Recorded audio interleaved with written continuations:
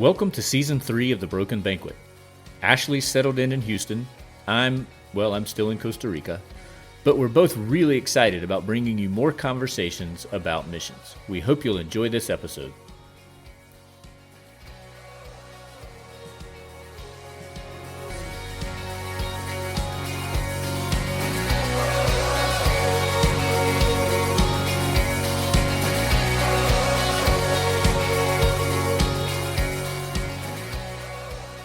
Hey, Ashley, I just sent you a little audio file to listen to. Yeah, I saw it, and I didn't get to listen to it. Okay. Do you want me to do it right now? No.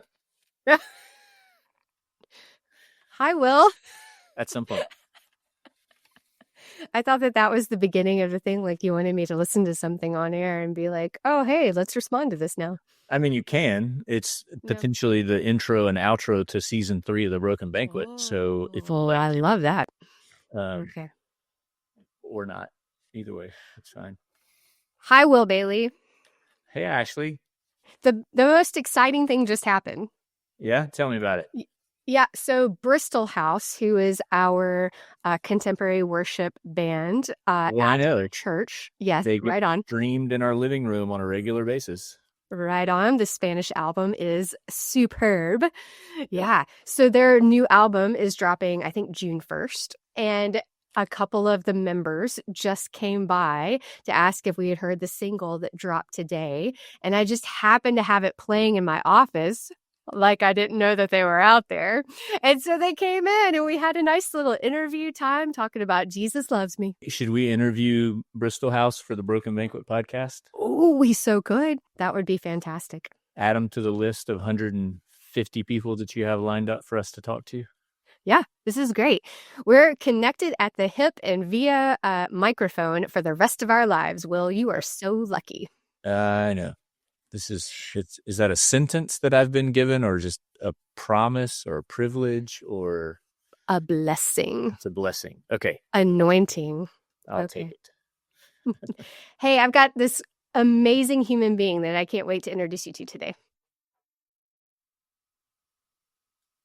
I thought maybe you would be more excited than that. Let her rip. Sorry. No, I just muted my microphone for a second, and it took me that long to get it back on. But I can't wait, Ashley. Okay. As you know, we are going through the list of partners with the Woodlands Methodist Church. Yes. And the person today that we are interviewing is maybe the first that I spoke to on the phone after arriving in the Woodlands. Kind of like I was the first missionary that you reached out to at your previous church before you got in touch with the Boones. Yes, exactly. That's exactly right. Bailey comes before Boone. Yes. Right. Thank you for remembering that. In the Rolodex. Yeah. In the Rolodex. Here we go. So upon my first week at the Woodlands Methodist Church, we were greeted by a hurricane called Hurricane Beryl.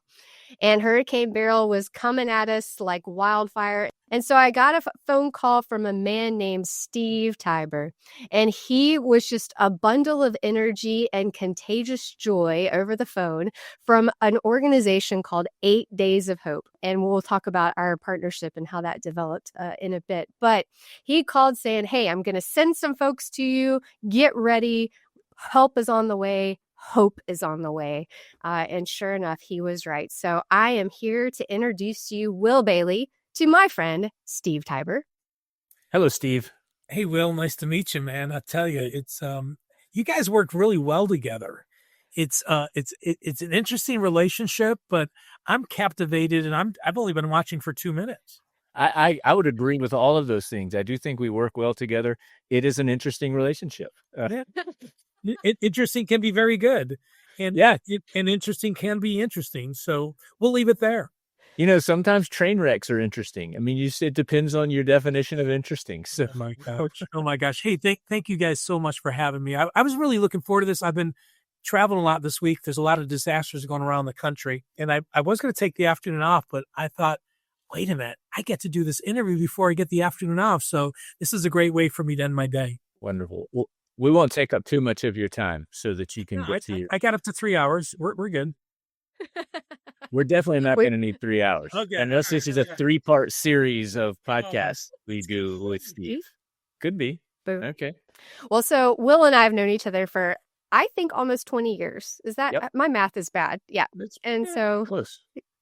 he is so lucky to have me in his life. He just has not been able to shake me yet. And So, Will, were you like 4 years old when you met her? No, thank you. That's awfully nice of you. You look super young, Will. ooh, take your hat off.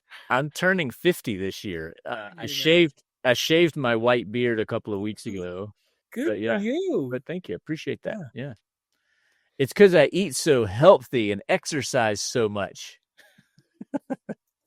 As Ashley starts doing aerobics on the screen as we Right. tape this podcast.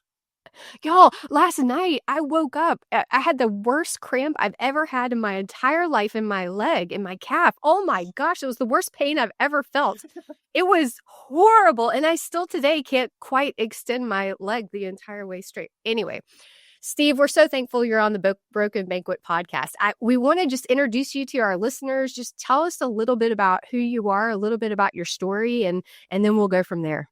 You know, I grew up in Buffalo, New York, and joined a building material corporation, and they promoted me to a senior position. I moved to Tupelo, Mississippi with my wife, and at the point, 3 kids. We have 5 kids now, all very unique, just blessings. And I was living in Mississippi, and a storm hit our country. You might have remembered it. It was called Katrina. Now, why are you guys laughing? I'm not laughing at that. I'm laughing because I thought you said we had 0.3 kids then. No. You said at that point, 3 kids. I thought you had 0.3 kids, which I was just trying to figure out. How, I know what the average is, like 1.7 kids per family or something, but 5 kids. One run. 5 kids. We're deep. So, yes. So I'm leading a business in Tupelo, Mississippi, a national business, and Katrina hits our state. My dad, who at the time was in his late 60s, called me and said, "What do you think about you and I maybe getting a couple buddies and let's go help somebody rebuild their house?" And I'm like, "Dad, that's really funny. You have 5 girls and 2 sons, 5 daughters, 2 sons. And if you rank us 1 to 7, as far as how they can use power tools and how gifted they were with their hands, I'm like number 7. And the only power tool I ever had used at that point was a blow dryer. And but yeah, I said, yeah, let's do it. So, that was the plan. We didn't know, but God had another plan. It was our smallest trip ever, but we took 684 people with us. And in 8 days, the number 8 means new beginnings in the Bible. We served 8 full days. We rebuilt 84 homes. Many people came to know Jesus, including volunteers. And I thought, oh my gosh, what just happened? And so 8 Days of Hope was formed illegally in early of 2006. Not that it was illegal, but we weren't a nonprofit. People gave us resources and we used them. Hopefully they didn't deduct any of those on their income tax because we were not a charitable organization at that point. Judgment here, I can assure you. Well, it's been too long now. It doesn't matter anyways. But so here we are 20 years later, pretty much a volunteer-led organization. We have 60,000 volunteers who have served with us. They're in our database. We have 4 arms of the ministry. We have a rapid response arm that right now is in Kentucky helping out with tornadoes, a mass feeding arm that's in St. Louis today feeding people because of tornadoes. We have a safe house arm. We build safe places for women and children rescued from trafficking. They're in Ohio today building a $7.5 million campus for girls rescued from trafficking. And, the rapid response, we have a rebuilding arm. And that's what was the first outreach, was a rebuilding arm. We came to Houston, by the way, real quick story. The largest rebuilding effort by any volunteer organization, and I take no pride in this at all, but this involves Houston, where you're at. We brought 4,692 people to Houston in 2019. We stayed in 32 churches. We did a baseball doubleheader. We did 2 8-day trips back to back. If I ever try to do that again, the volunteer leaders will do a coup because they'll kill me. It was exhausting. But in those 16 days, we stayed at 32 churches. Our feeding bill of our volunteers those 16 days was $161,000. Oh my God. Our budget was $2.1 million. We had to raise it in 44 days. We did $15 million of work. 808 families had their homes rebuilt in those 16 days. Hundreds came to meet Jesus, including volunteers. And man, it's been a wild ride. $93 million of work, but the lives that have been changed for the kingdom is what inspires and keeps me going. I love that we get a chance to be a glimpse of Jesus to the hurting. Until about 2 minutes ago, I was really proud of how much our ministry in Costa Rica has grown over the last 22 years. Oh, no. No, dude, it's not about the numbers. To me, is look at God. Look at what God is doing. 6 years ago, I left the corporate world to do this full time. We had $22,000 of used tools. And it's by the grace of God. Today, we have like $6 million of equipment all paid for, feeding trailers and laundry trailers and shower trailers and trailers with tools for rapid response, trailers that are unmarked for our safe house ministry. Today, we have equipment, in Ohio and in St. Louis. And this is just who God is. When you say yes and you're willing to take a step of faith, and this is an amazing journey we all get to be a part of. Yeah, no, that's all. I mean, all jokes aside, it's incredible. I'd love to hear, those are sort of you've got a lot of stuff going on, how you went from just disaster relief after Hurricane Katrina to these different areas of ministry. Yeah, I was living in Tupelo, Mississippi, in 2014, our 9th year of existence, gets hit with an EF3 tornado, and I saw the amount of ministry that is done right after a disaster. And I thought, wait a minute. At that point, I think we had 6,000 volunteers in our database. I'm like, these volunteers are ready to go on a minute's notice. There's a lot of trust between them and 8 Days of Hope. Why not? Why are we not loving and serving the brokenhearted the hours within a disaster? And so that trip was our first, was like the eye-opening moment of like, yeah, we're going to keep rebuilding homes, but let's go serve people when they need it the most, when they need their roof tarped, when they need the tree taken off their driveway so they can back out their car, when they need someone to go through their belongings because a tornado's destroyed everything and they're looking for keepsakes. So that's how that arm started.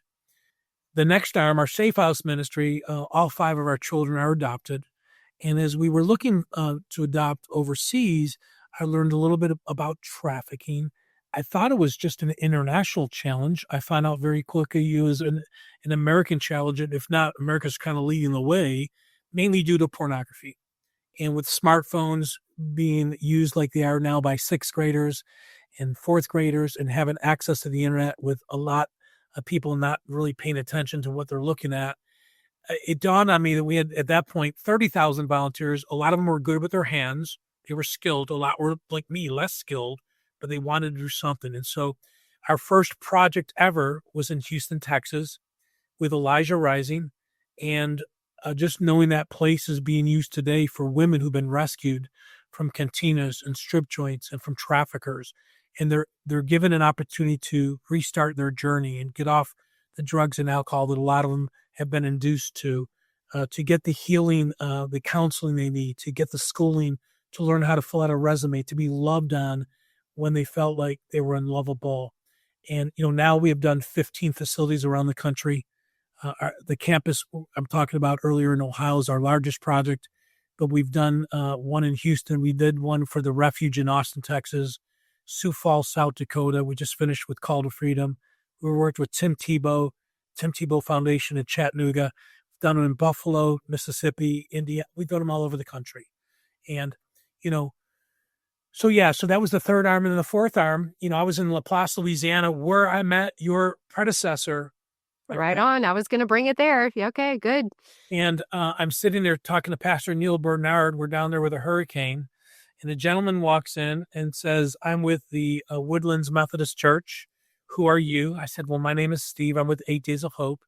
Pastor Neil comes out and says, you two have got to get to know each other because iron sharpens iron, and you are 2 amazing people. And I was honored that Neil would even think that, to say that about me. And I wanted to meet this guy. And so long story short, the journey started with the Woodlands Methodist Church at that moment by an in-chance meeting of 2 people who were passionate about Jesus that God connected. Well, and I'll tell you, if our mission committee chairperson is listening, his name is John Fichet, and he actually had his sister, I believe, lives in that La Paz area or was from that La Paz area. So she knew what was happening there, that you all were there. She told her brother, John, who lives here in the Woodlands. He then told John Hull, who came and met you over in Louisiana. So rock on. I love connections. Connections are wonderful. And I love how God connects dots. Yeah. You know, I love when someone tells me, "Oh, what a coincidence! What a coincidence! What are you talking about coincidence?" Yeah. You know, I was living in Tupelo, Mississippi. American Family Radio has 200 radio markets. I was coaching the founders' grandkids in church league basketball, Right. and Katrina comes, and I said, "Would you play one free spot so we can get some volunteers? So other than my dad and I." Do you know today we have a weekly radio show in 200 markets that we're not charged for, that we get to share God-sized stories from the mission field? People are like, what a coincidence that you coached his grandkids in church league basketball. What a coincidence that you were in Tupelo. What a coincidence that you get to meet Ashley. What a coincidence you meet this guy that's 50 years old that looks 25. I mean, cut me a break. This is how God moves. Absolutely. And speaking of your radio show, Hope Reigns, I think that one of your best interviewees that you possibly ever had on your radio show. I know who it is. Yeah, it could have been me. I don't know if your listenership went just way up. It's not could have been. After the show, Mike, the co-host, he said, "Why don't we have her on more?" I said, "She's going to take our jobs, Mike." And he says, "You don't get paid to do this." I'm like, "Yeah, you got a point there." But yeah, you did a great job. It's heard every week, and it's on Spotify and Apple as well. So it's called Hope Reigns. I love it. I love it. Ashley, I'm assuming you'll put some links to all of these things on the show notes, and maybe also a PowerPoint presentation or a diagram of how all these people are connected to one another. Most definitely. There will be a family tree. So the crazy thing is, one of the ways we market the ministry, we have the weekly radio show, but we have great relationships with some Christian music artists. So like this weekend, I'm going to the K-Love Fan Awards. I'm actually going to be interviewing Terrian, who's going to be performing 90 seconds during the television broadcast about her involvement with 8 Days of Hope. We work with We Are Messengers, Ben Fuller. We've done things with For King and Country, Casting Crowns. Every Christian music festival in the country that there is plays multiple 8 Days of Hope videos. Our hope and goal is simple. We want to be a conduit for the church who wants to encourage the saints to go use their gifts. So I tell people, can you make a sandwich? Can you fold clothes? Do you know how to paint? Have you ever been on a roof? Can you cut a lawn? Can you pick up people from the airport? Do you know anything about a database, or do you have any administration skills? Do you know anything about social media? If they say yes to any of those things, there's a place for them at 8 Days of Hope. And that's what I love. I just love the fact that we can offer a conduit for your church and churches around the country that can know that their people can fly into an airport. We'll pick them up. We'll take them to the site. We'll check them in. They'll get a place to sleep. We're going to feed them 3 good meals. They can come for 2 days or all 8 days. If they stay 8 days, they'll call it 8 pounds of hope because we're going to feed you really well. You're going to have a Christian music artist that you probably know of, maybe show up and do a free concert. You're going to leave exhausted, but your heart's going to be full. You'll never forget that mission trip ever, ever. And that's what I love that we get to do at 8 Days of Hope. Well, and let's dig a little deeper there too, is what I loved so much about when 8 Days of Hope did show up at the Woodlands campus right after Hurricane Beryl is that it came with this group of people who had been trained as volunteers, trained as staff members for your organization, for your ministry. And they came with these beautiful hearts of wanting to be present with the people that were coming to either receive a meal or, but they also prayed with every single person that came through the line. We at times got, backed up really long, but it was so good because that person needed to have someone present with them, abiding with them, loving them where they were. And so I appreciate that of how you've poured into your leadership that is then dispersed out to these sites so that they can be present and be the body of Christ together with those that are hurting. I'm going to share two statements with you, and steal them if you want, claim them if you want, throw them away if you want. Two things I tell our volunteers all the time: the journey or the process, but the journey is as important, if not more important, than the task. The way they love each other, the way they love the person at the gas station when we fill up our truck with gas, as they love on the homeowner, as they love on the staff member at Woodlands Church who has their own home that they have to worry about, and yet they're helping us set up. It's the journey. And then the second statement I would say is the greatest sermon I ever heard is the one I saw. When people see Jesus, they're drawn to that. There are so many times I find it doesn't happen all the time, but it has happened. I know it's happened to both of you because you're Christ followers, where people say, dude, there's something different about you. Why are you so happy? Dude, we're delayed for 2 hours and you're smiling from ear to ear. Well, God's got a different plan. If I'm stuck in Atlanta, he wants me to share joy and hope with somebody. So, I tell our volunteers, they're excited to share their testimony and share about Jesus with the homeowner they're helping.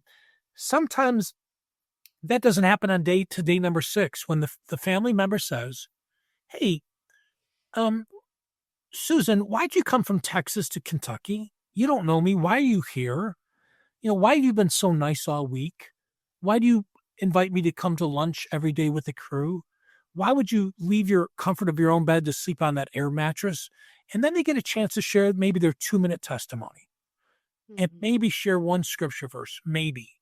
And then shush up and let them ask questions, because people are drawn to love and joy and peace and gentleness and kindness. And when we operate in that mode, even during disasters, which can be very stressful, I promise you, people are drawn to that. So again, the greatest sermon I ever heard, and I've heard Billy Graham, and I've heard some amazing, but when you see Jesus moving through people, I don't know about you, but I'm drawn to that. One of the things that Ashley and I talk about a lot is kind of long-term relationships. One of the phrases that Ashley taught me was, faithful friendship, which implies this journey, but it's a long journey. And I think there's one of the things we have to reckon with is when it comes to like disaster relief, there are very immediate, acute needs that need attention, but can be given that attention in a pretty short period of time, maybe days or weeks, right?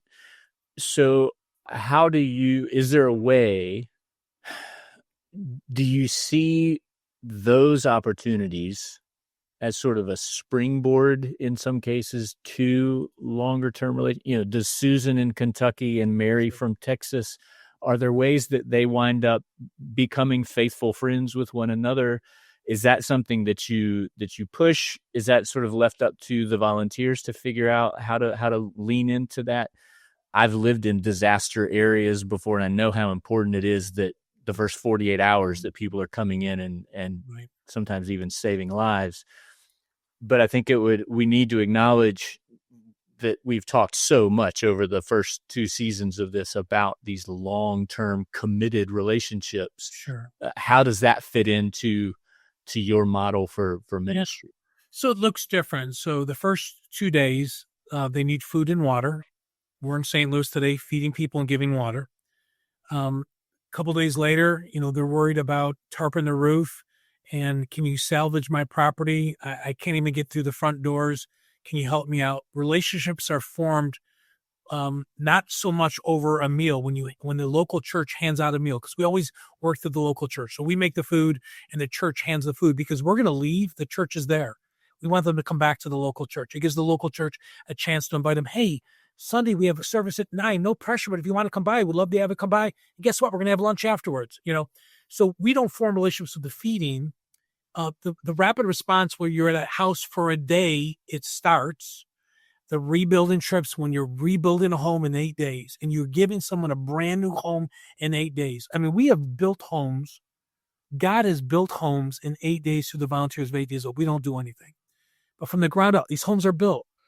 These people, I mean, you're talking about Christmas cards and Christmas gifts and phone calls and invites to weddings and, graduations. And sometimes you're just amazed I tell our volunteers who come on a regular basis, you're going to have friends all over the country with the volunteers you're serving with and the families you're serving with.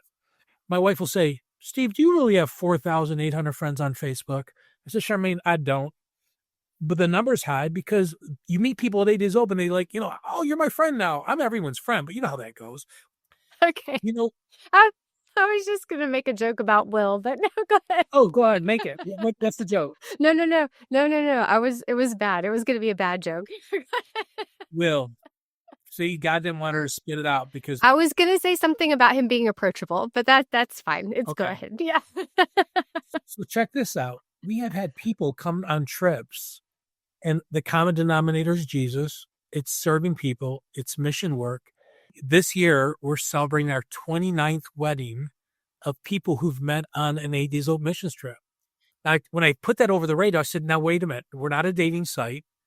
Don't come here solely for that reason. But that does happen because there's a lot of common interests. So it's been interesting to see these relationships grow in different ways for the families we're serving, the volunteers.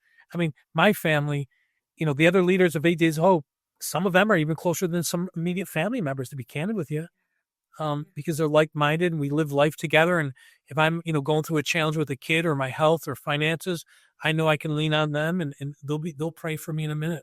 They'll pray on that call. Well, I think that's so true. So, well, wait a minute. I was going to make another joke of John Hall, who was the missions pastor here, is single and he's heading up to London, Kentucky right now as we talk. So here's hoping. My gosh, that's awesome. How old is John? Can you say over the radio? I think he's in his 60s. Okay. I think he's in his 60s. Yeah. So in the room behind me, we have a widow from Mississippi who met a widow from Buffalo, and they got married, I think maybe 3-4 years ago. And they got married at our national headquarters. Oh my gosh, that's so great. That is so great. Season 3 of the Broken Banquet has taken a very unexpected turn. I thought we were talking about Jesus today. Come on. We are. We're talking about relationships and what happens when Jesus followers get together. This is so good. I love it. This is so good. I love it. You asked about the arms. One of the things that we do is when I think I know what my gifts are. I am a visionary and I'm strategic, decent communicator. I love to organize things. I can lead. I can't build things. I don't want to spend 10 hours on details if I can do it in 3 minutes, things like that. But, when we see an arm opening, like right now, we're starting the conversations internally. Should we have a fifth arm that maybe does some things with medical? Offering medical service to the women and children been offered by trafficking, adult women, children, they're covered by the state, even with faith-based organizations we partner with. The adult women, they don't have that luxury. We're talking to Times Square Church in New York City. They have a medical team, and some of our partners will circle back, of course, to the Woodlands Methodist Church as well. But, is there something we should be doing right after a disaster? We go to a lot of poor communities. A lot of these people haven't been to a doctor in multiple years. So, to me, it's about praying it through, talking with your partners, of course, getting our board involved, getting our staff involved, and then stepping out in faith. And not every decision we make is perfect. I am thankful the 4 arms we started are all doing well, but always open to adding another arm as well. I was going to let Will go next. He was napping. No, I was just waiting for Ashley to tell another joke. At your expense. Knock. I could see how you guys have had a long-term relationship because of the way you banter. We banter. It's part of our charm. Yeah, no, I'm just thinking, in our case, one of the things that I'm the most proud of about who we are now is that the things that we're doing in the community where we're doing them because the community has opened the door to us to do those things. It's not because I came here and said, well, here's what you need and here's what you need. It's over time being in relationship with the people in the community. The community has said, hey, here's something that we think would be fruitful for us to do together, Sure. And it sounds like you're sort of sensitive to that as well. And I'm sure you can make the numbers work for doing medical, but there's a lot to be said about not doing it just because you can, but doing it when you realize that that's what the community is asking of you. You know what I mean? Sure. And it means that a lot of times growth for us has been slower than we would have liked. We've taken a lot longer to make some decisions than we would have otherwise. But it's because we can conceptualize how to do such a thing, we won't move until it's really the community that has affirmed for us that that's what's needed of us. And we're actually in a process right now where there's an area of ministry that we've been involved with that we're kind of reevaluating. Maybe for a season that was the right thing for us to be doing, but just because it was for a season doesn't mean that in perpetuity that's something that the community needs of us. And so we've got a space and some resources available that we may wind up using for something entirely different for the next season, you know? And so I think having flexibility and sensitivity to those factors, it would be really easy to just hit cruise control and just keep doing what we've always done for the next, however many years. But gosh, that'd be awfully boring too. So I think it's one of the things that makes ministry exciting is when you have the freedom to just listen to the people around you in the community that you've been invited into. And over time, especially when there's really high levels of trust and people are going to tell you the truth, not just what they think you want to hear or not what they think is just polite, but really tell you the truth. And then to be able to say or find areas of ministry that maybe wouldn't have even been on your radar otherwise, but it's because it's coming organically from the community. It's just it's one of the most exciting things about all of this for me. Yeah, there's a lot of wisdom in all that what you just shared. A line I use a lot is we're better together. Again, when we go somewhere, we leave. That's why we got to work with the local church. We want the local church to shine, because when that family who comes in for meals 3 days in a row does come and visit and has a problem with the child or their marriage or their health, or they're going to go to them and they're not going to come to us. And so, but we need the church and they need us too. I mean, that's why that partnership, was so important, because it's just a body of Christ coming together. It's all of us using our different gifts.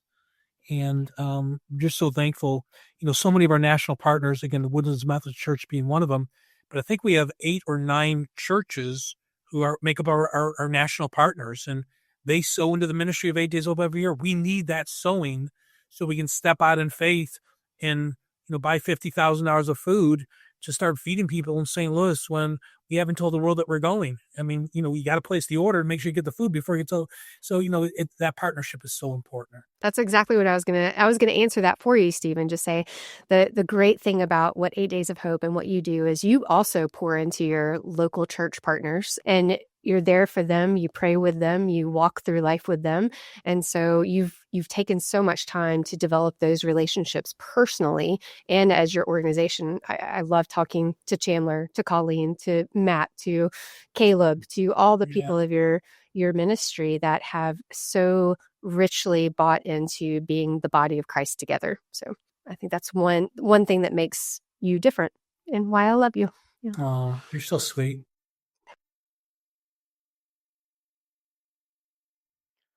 Unfortunately, due to a technical difficulty with the uploading of our audio files from this interview, we lost the last couple of minutes of our time with Steve. Mostly it was just us saying goodbye and how much we had enjoyed talking to one another. But we do want to apologize to Steve and to our listeners. We are sorry that our time with him ended as abruptly as it did. Steve, we hope you will come back and join us again on the Broken Banquet.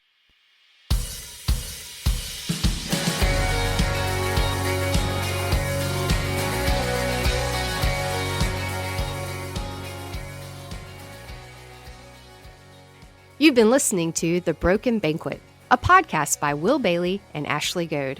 Music provided by Irene and the Sleepers. Join us next week for another episode. He's prepared the table. All things are ready. Come to the feast.